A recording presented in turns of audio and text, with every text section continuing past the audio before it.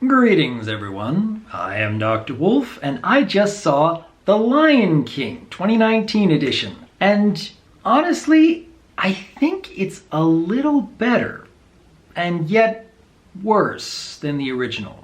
There's quite a few elements going into that thought, but for starters, I want to preface all of this review by saying the original 1994 Lion King film, it is the only movie in my life where as soon as I saw it in the theater, I exited the theater and got right back into line to watch it again.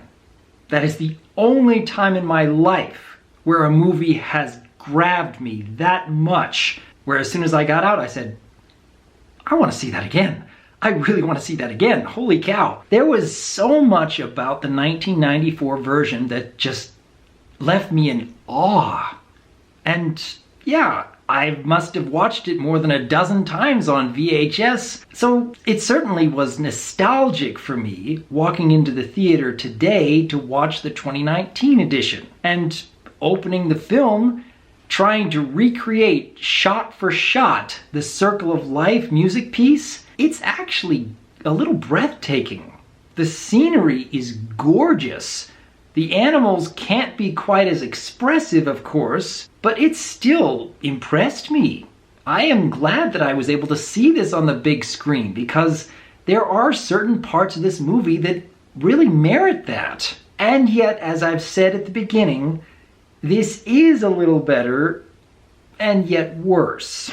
I think I did enjoy it more than Aladdin 2019, I'll definitely give it that, but I didn't laugh as much as the 1994 edition. I wasn't floored by the music as I was with 1994 edition, but there are certain things, particularly with a couple of the characters where, you know what?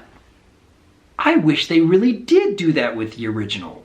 And yeah, I think these are actually a couple of pretty good updates, but only in a couple of areas. For starters, I love the fact that James Earl Jones reprises his role as Mufasa. When he gets to those quiet moments with Simba, both young and old, it's actually pretty potent.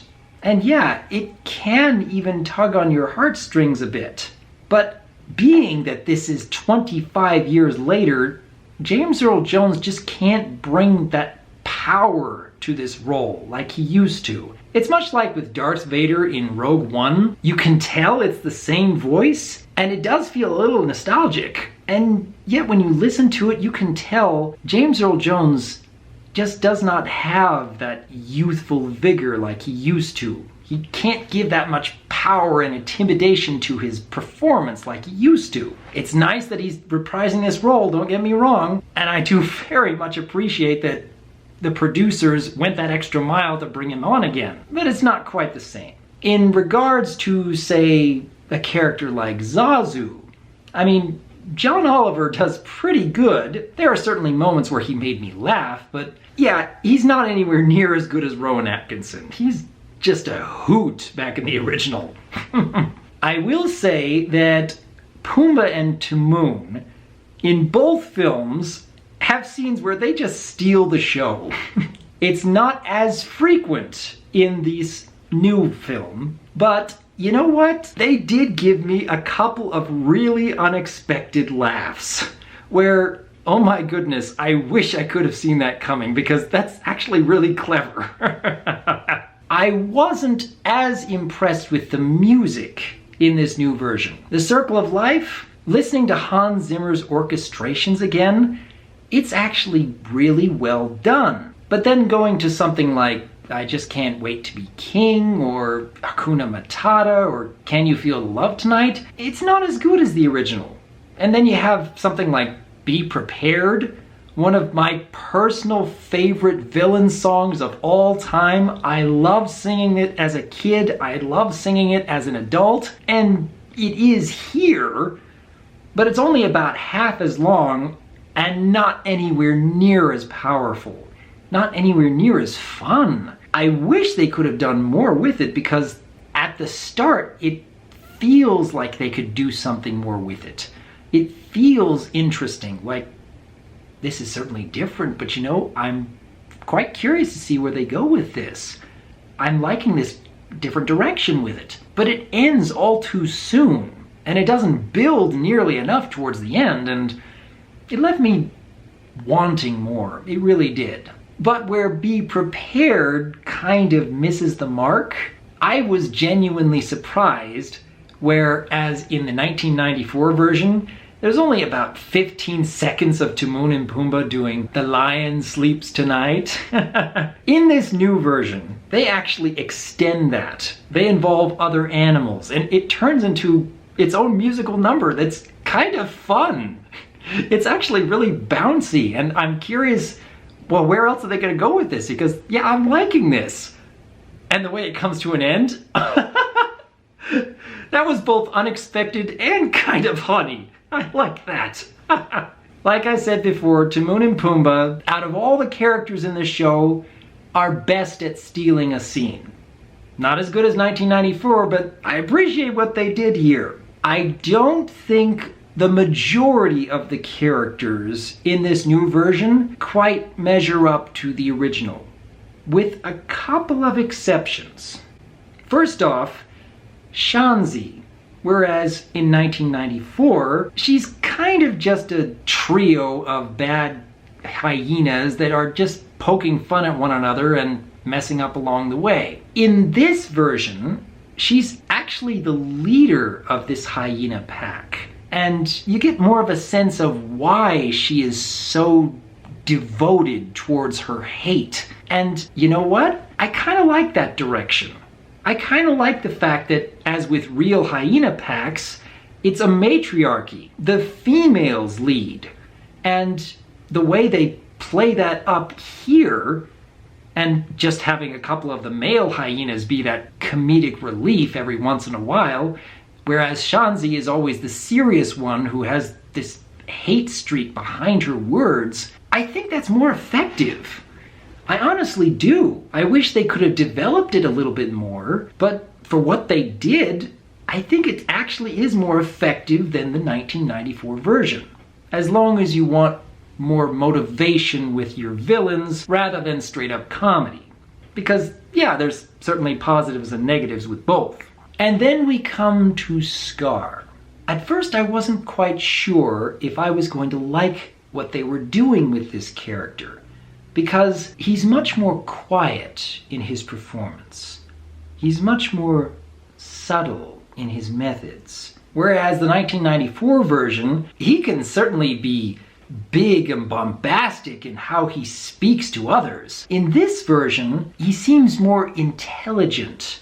He seems more cunning. Whereas in the 1994 version, I really liked Skaar in the first half, but only thought he was kind of okay in the second half. And that's mostly to do with, once he becomes king, he just becomes a spoiled child. There's not much to him beyond that. He has a couple of moments where he's trying to gain control after Simba comes back, but that's about it. I lost a lot of my respect for the character in the second half. But in the 2019 version, he kept up that intelligence, that cunning, that slimy way of doing things, getting others to give him what he wants. And I think he's actually more effective at getting the audience to really hate what he's doing, what he is. And you know, in that respect, I think I can enjoy the subtlety in this new character. I certainly have plenty of love and respect for